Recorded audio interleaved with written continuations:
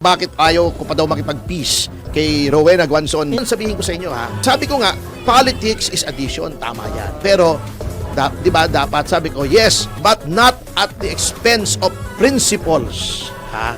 Hindi tayo pwedeng magtiwala sa kaalyado na para nagpapalit lang ng damit ang political stand. Kukunin mo yan ngayon dahil sip-sip sa'yo. Ha? Hindi reliable yan. Hindi reliable yan. Bukas makalawa, iba na naman, kontra na naman sa iyon, parang si Rizzo Ontiveros. Kaya kasabi ko doon sa Davao, nabudol na tayo kay Marcos, nabudol na tayo kay Rizzo Ontiveros. Huwag na tayong pabubudol ngayon sa mga ganyang taong. Pero inaway ko talaga. Oo, hinarap ko siya, sabi ko, ang kapal naman ng mukha mo. Pagkatapos ng lahat ng sinabi mo kay VP, darating ka rito. Wow naman. Mabait si VP actually, tinanggap siya, etc. Ako, hindi ako mabait, salbahe akong tao. Pero sana isipin nila kasi kailangan may prinsipyo, di ba? Reconciliation with principle. Otherwise, para tayong mga dilawan. Para tayong mga kumampi kay Marcos, babatikos kay Marcos, tinanggap ni Marcos, di ba? Walang prinsipyo, puro political necessity, puro political convenience. Hindi po tayo dapat ganyan. Dapat ngayon, bagong politika. Prinsipyo. Hindi plastikan. So, yan ang reason kung bakit never na magkakasundo kami ni Rowena Guanzon, hindi ako nakipagsundo sa mga plastic, sa mga hypocrite. Okay, ito na po tayo. Yung tinatanong ng isang kasama natin kung bakit ayaw ko pa daw makipag-peace kay Rowena Guanzon, bagamat nakipag-peace naman daw ako kay Dan Fernandez. Bakit nga ba? Iba po yung usapan kay Dan. Unang-una, nung nagkita kami, niyakap niya ako, sabi niya, pasensya na, showbiz lang. So showbiz lang. Call of duty. Yes. Meron bang ganong ginawa si Rowena Guanzon? Either sa akin, wag na ako, o sa mga Duterte. May sinabi pa siya, biglang-bigla na lang eh. Eto mga pinagsasabi niya, laban sa Duterte. Ha? Okay. Noon? Ha? This time? Noong 2016, pinapadisqualify yang si Guanzon na mga abogado ni Pangulong Duterte dahil bias daw. Okay. Tinago pa niya ni Guanzon, ha?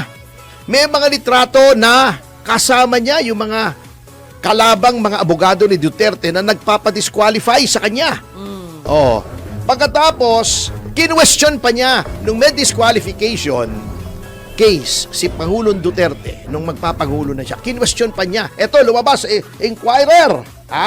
Hindi ko gawa-gawa ito, sa Inquirer, lumabas. 9 years ago. Sabi daw ni Guanzon, how did Duterte notarize his certificate of candidacy in 2 cities in the same day? At bumoto siya, i-disqualify si Pangulong Duterte sa pagka-presidente. Bumoto siya. Wag niyang i-deny yan. Kaya pinai-inhibit siya. Ayan, January 22, 2016, pinai-inhibit siya ng mga abogado ni Pangulong Duterte. Okay. Eto ang nangyari, Di naging Pangulo na nga si Digong. Bumanat siya kay then Mayor Sara Duterte. Nilait-lait niya yan kasi di ba nabalita na fake news naman na pinasara daw yung Commonwealth. Dahil pagdadaan ni Sara Duterte. Hindi naman totoo. Ayan, nag-meme siya. Hindi lang natin pwedeng pakita rito. May parang monster na nakasakay sa limousine nandoon sa Commonwealth. Bago sabi niya, tabi! Di ba? Bago sabi niya, eto sinasabi niya yung nagkakataluhan na doon sa confidential funds, sabi niya. Bawal umangal basta lang isasara ang kalahating lane ng Commonwealth Avenue para dumaan ang Disney Princess. Yun ang sabi niya. Tinawag pa nga niyang Fiona si Sara Duterte, yung sa Shrek. Yung mataba doon na masama yung muka. Grabe. Di ba? Sinabi pa niya, Ayan, Sabi pa niya doon sa confidential funds, pinuna lang kayo sa budget, kontra na agad sa kapayapaan. Eto pa sabi niya, Yung sa confidential budget, yung tinutulig sa si Sara Duterte. Fiona, Hindi pagtutol sa peace ang pagtutol sa pagnanakaw. Magkaiba yon. Oh, di ba? Anong sabi niya? Niloko pa niya. Nag-meme pa siya, nag-caricature pa siya kay Sara Duterte. Oh. Yung galit na galit ka sa 1,000 mil plan ni Neri pero walang imik sa less than 1 month, 125 million gastos mo. So para kay Guanzon, guilty ng corruption si Sara Duterte. Guilty. Oh. Eto pa. Sabi niya, October 14. Kung makaasta akala mo Disney princess pero ang PES, Princess Fiona. Oh, ha? Eto pa. Sabi niya, tungkol sa confidential funds. Opo. 11 or 19 days pa yan, naubos pa rin na ganun kabilis ang 125 million. Sinabi yan. Eto pa isa, September 26, 125 million in 11 days. Facebook niya to. Oh. Eto pa, kung may delikadesa ka at alam mong tinutulig sa ang confidential funds, di mo na itutuloy. Kaso ang tigas, sa sintigas ng bato ang mukha mo. Sabi niya yun kay Vice President Sara Duterte. Naglagay pa siya ng litrato niya. For sale, confidential funds.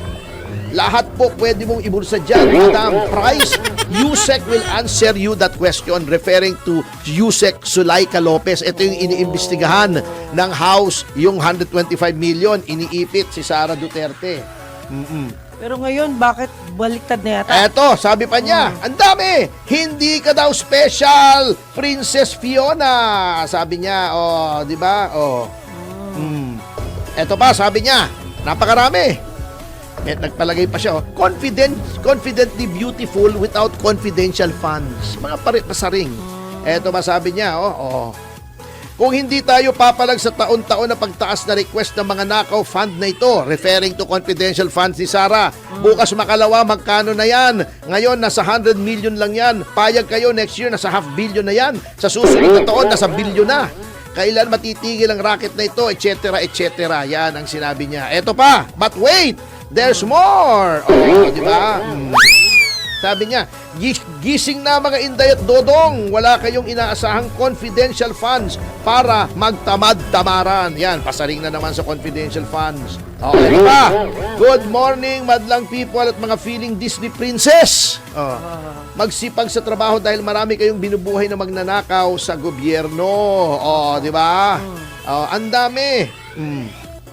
Yun ang sinasabi niya. Opo. Eto pa, ang dami talaga. Teka ha, hindi pa tapos yan. Eto, next batch.